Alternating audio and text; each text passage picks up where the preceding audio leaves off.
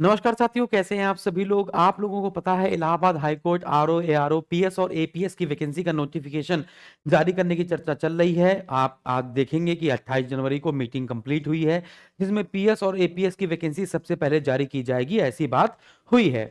जिसमें सबसे ज्यादा विद्यार्थी पीएस और एपीएस को लेकर बड़ा परेशान है। मैंने आपको पीएस की एलिजिबिलिटी, उसकी सैलरी, उसका प्रमोशन, उसका जॉब प्रोफाइल, उसका सिलेबस, एग्जाम पैटर्न मैंने अभी एक वीडियो में बता दिया है। तो उसी वीडियो में बहुत सारे कमेंट हैं, सर मुझे पीएस का नहीं, मुझे एपीएस का बता दीजिए, मुझे एपीएस की परीक्षा देनी है। तो मैं आपको पूरा एपीएस का नोटिफिकेशन यहां पर बता देता हूं कि एपीएस के नोटिफिकेशन में क्या क्या एलिजिबिलिटी मांगते हैं।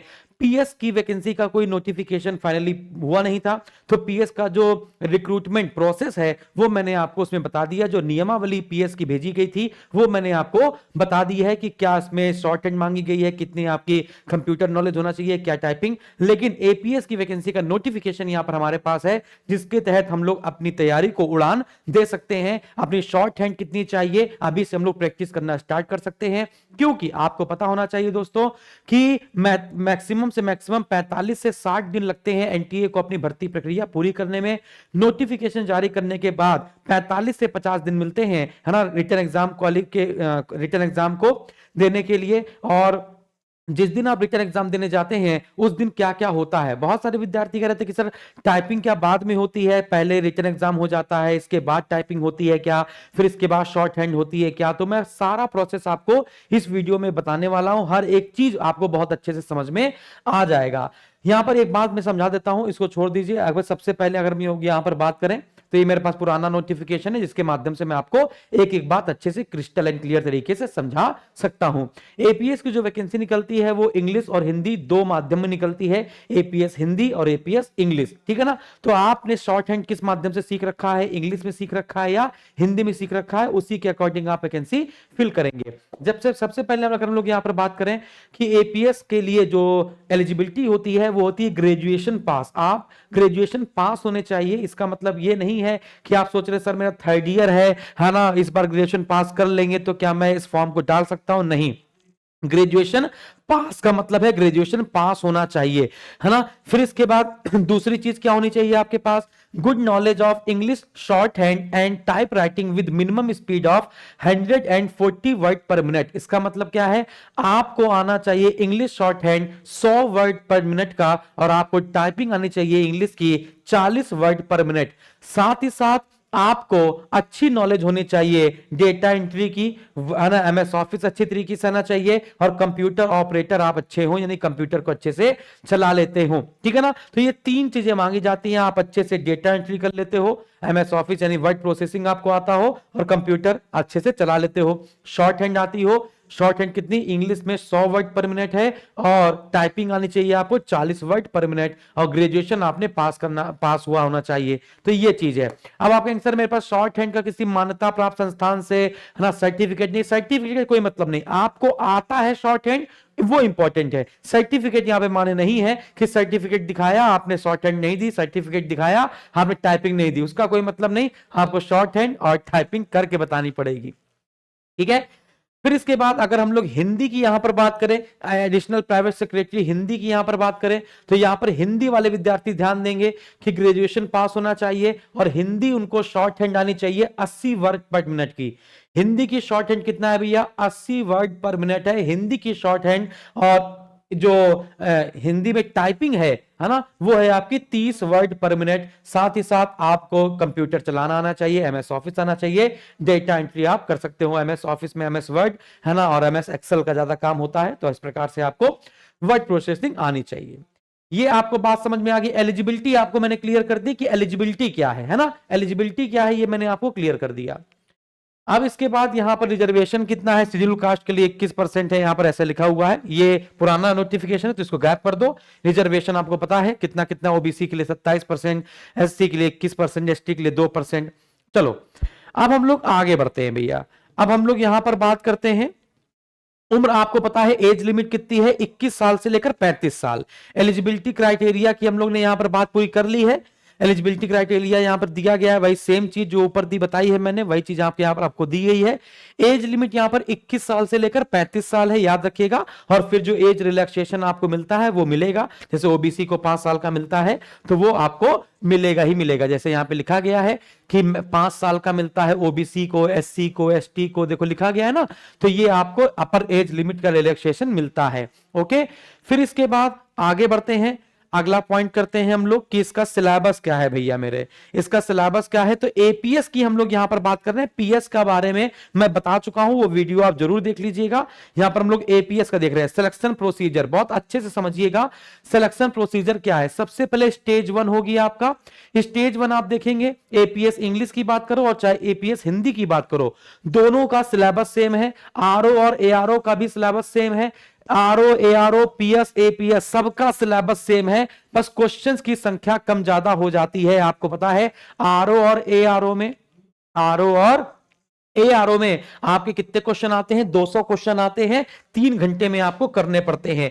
लेकिन एपीएस की बात की जाए मेरे भाई, तो एपीएस में आपके 150 क्वेश्चन आते हैं, 150 मार्क्स के, है ना। यानी कि एक क्वेश्चन आपका 1 मार्क्स का आता है, याद रखिएगा, एक क्वेश्चन आपका 1 मार्क्स का आता है। और सबसे बड़ी बात क्या है कि इलाहाबाद हाई कोर्ट के किसी भी एग्जाम में नेगेटिव मार्किंग नहीं होती है, नो नेगेटिव मार्किंग, चाहे आरओ एआरओ हो, चाहे पीएस हो, चाहे पीएस हो, किसी में नेगेटिव मार्किंग आपकी दोस्तों नहीं होती है। तो 150 क्वेश्चन, 150 मार्क्स, वही history, geography, polity, economy, science, है ना।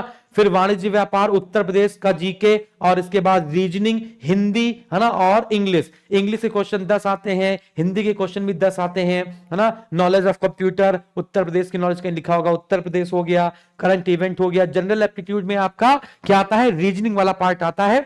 मैथ का कभी कदार वो अरिथमेटिकल और मैथमेटिकल जो सीरीज नहीं होती वो आ जाती है, तो पूरी तरीके से आपकी रीजनिंग आती है। तो ये बात आपको समझ में आ गई, no negative mark, no minimum qualifying marks. इसका मतलब क्या है कि ऐसा नहीं है कि 150 मार्क्स में आपको कितने नंबर लाने हैं तो आप पास हो जाए, नहीं, वो मेरिट में जुड़ेगा आपका, याद रखिएगा। तो नो नेगेटिव मार्क्स। अब इसके बाद पार्ट बी में आते हैं, यहां पर कंप्यूटर नॉलेज टेस्ट होता है आपका। क्या होता है दोस्तों, कंप्यूटर नॉलेज टेस्ट होता है, जिसमें 15 मिनट आपको दिए जाते हैं और 50 मार्क्स का होता है। ये उसी दिन होगा, याद रखिएगा, उसी दिन जिस दिन आप पेपर देने जाएंगे, है ना, जिस दिन आप पेपर देने जाएंगे उसी दिन होगा क्या, ये पार्ट बी। क्या होगा दोस्तों, आपको एक जजमेंट की कॉपी दे दी जाएगी, एक कोई जजमेंट जो वहीं का होगा, कोई भी हाई कोर्ट का, सुप्रीम कोर्ट का, कहीं पर भी एक जजमेंट की कॉपी दे दी जाएगी, और वो कॉपी में 500 वर्ड होंगे, और उसको जो कॉपी आपको दी जाएगी सेम उसी पैटर्न पर आपको कंप्यूटर में उसको टाइप करना पड़ेगा। A copy of part of judgment approximately 500 word in English will be given to the candidate for the reproducing the same on the computer in the same format within 15 minutes। तो जो judgement की copy आपको दी जाएगी same pattern पर आपको 15 minute में वो copy paste करना है, यानी कि टाइप करना है। ओके, और सेम चीज आपकी हिंदी के लिए है। यदि आपने हिंदी के लिए किया है तो आपको 450 वर्ड का एक जजमेंट दिया जाएगा हिंदी में, जिसको आपको 15 मिनट में सेम पैटर्न पे हिंदी में कंप्यूटर में टाइप करना पड़ेगा। और हिंदी का जो फॉन्ट मांगा जाता है वो मंगल फॉन्ट होगा on in script keyboard layout का। क्लियर है, तो ये पार्ट बी। तो आपको याद रखना है, पेपर देने के बाद आपको 15 मिनट का समय मिलेगा, कभी कभी 30 मिनट का भी समय देते हैं। इसके बाद पार्ट बी हो जाएगा। फिर इसके बाद पार्ट सी भी उसी दिन हो जाएगा, याद रखिएगा। पार्ट सी ये क्या है भैया, एपीएस इंग्लिश स्टेनोग्राफी और एपीएस हिंदी स्टेनोग्राफी। ये क्या है, ट्रांसलेशन टेस्ट अप्रोक्सीमेटली 250 वर्ड। ये 15 मिनट का है, ये भी 50 मार्क्स का है, इसमें निगेटिव मार्किंग नहीं है। मिनिमम क्वालिफाइंग मार्क्स है 25 मार्क्स, यानी 50 नंबर का होगा तो 50 नंबर में 25 नंबर आपको लाने होंगे। पार्ट बी में भी याद रखिएगा, अगर आप पार्ट बी में जो आप यहां पे टाइपिंग कर रहे थे 50 में से 25 मार्क्स अगर आप नहीं ला पाए तो यही सेकंड स्टेज में ही आप फेल हो जाएंगे, घर भेज दिए जाएंगे। याद रखिएगा, इसलिए जरूरी है कि आप सेकंड स्टेज में पास होंगे तो फिर आपको क्या हो जाएगा, 15 मिनट के बाद सी वाला टेस्ट हो जाएगा। इसमें आपकी स्टेनो होगी, इसमें भी आपको कम से कम 25 नंबर लाने होते हैं दोस्तों। इसमें भी कम से कम 25 नंबर आपको लाने होते हैं 50 में से। तो क्या है भैया, APS English stenography, translation of passage of approximately 250 words given in shorthand to English on computer from sir Isaac Pitman book. जो ये किताब है सर आइजैक पिटमैन बुक, इससे दिया जाता है ना, और आपको 250 वर्ड दिए जाते हैं शॉर्ट हैंड में, जिसको आपको इंग्लिश में कंप्यूटर में करना होता है। फिर सेम ऐसा है, it shall be subjective type test, है ना, यह कह सकते हैं सब्जेक्टिव टाइप टेस्ट है, और हिंदी में दिया जाता है भैया 250 वर्ड का शॉर्ट हैंड। क्लियर है मेरे भाई, क्लियर है। और मंगल फॉन्ट, इनस्क्रिप्ट, कीबोर्ड लेआउट। अब देखो ये क्या कह रहा है यहां पर, इसको ये पढ़ना बहुत जरूरी है। कह रहा part A, part B and part C of the stage 1। तो स्टेज 1 में 3 पार्ट होंगे जो आपके एक ही दिन होंगे in single shift. There shall be gap of 15 minute, यानी हर 15-15 मिनट के गैप पर ये तीनों चीजें आपकी होंगी। हर 15-15 मिनट के गैप पर एक ही दिन में ये तीनों चीजें हो जाएंगी। तो पहला आपका रिटन एग्जाम होगा, 150 question, 150 marks, no negative marking. दूसरा आपका कीबोर्ड पे टाइपिंग होगी, है ना, जिसमें आपको 50 में से 25 नंबर तो मिनिमम लाने ही लाने हैं। फिर इसके बाद आपकी स्टेनो होगी, ट्रांसलेट करना होगा, जो आपको 50 में से 25 नंबर लाने ही लाने हैं। फिर इसके बाद जो विद्यार्थी पास हो जाएगा, जो एपीएस में क्या हो जाएगा दोस्तों, पास हो जाएगा, उसको फिर भेजा जाएगा, मतलब उसकी फिर मेरिट बनेगी। मेरिट के अकॉर्डिंग, यानी कि जो भी वैकेंसी है, जैसे मान चलिए 200 वैकेंसी है, तो 200 का 10 गुना, यानी कि 2000 लोगों को बुलाया जाएगा स्टेज 2 के लिए। तो लिखा हुआ है 10 times of the candidate against the total number of vacancy in each category for each post APS English and Hindi. Stage 2 के लिए बुलाया जाएगा जो स्टेज 1 पास कर लेंगे।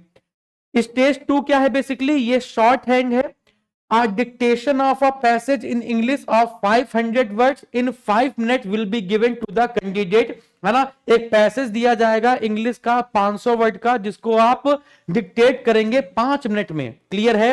फिर इसके बाद जो आपने डिक्टेट किया है उसको क्या करेंगे, कंप्यूटर पर शॉर्ट हैंड लिखेंगे। The candidate will take down the dictation in shorthand and thereafter will transcribe the same on computer within 30 minute, यानी 30 मिनट में आपको फिर ये ट्रांसलेट करना रहेगा, है ना।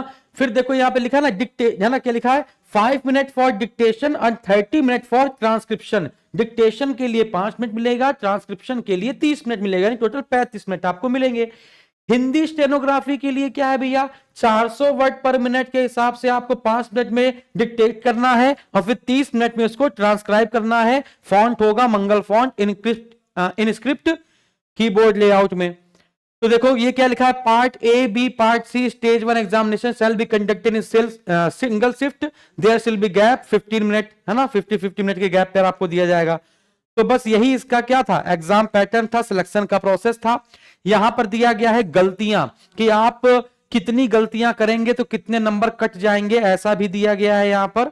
जैसा कि टोटल वर्ड 500, जैसे लिखा है सिंगल स्टेज 1 में जो पार्ट बी है जिसमें कंप्यूटर नॉलेज टेस्ट हो रहा है 500 वर्ड का हो रहा है, 50 नंबर का है। अब कह रहा है एक मिस्टेक करोगे तो 0.100 मार्क्स आपके कट जाएंगे। बात समझ में आ रही है। इसका मतलब क्या है, इसका मतलब है 10 गलती करोगे तो 1 नंबर आपका कटेगा। अगर अभी है यहाँ पे कि अगर आप 10 गलती कर दोगे टाइपिंग में तो 1 नंबर आपका कट जाएगा, वैसे हिंदी में भी 10 गलतियों पर 1 नंबर आपका कट जाता है। ठीक है।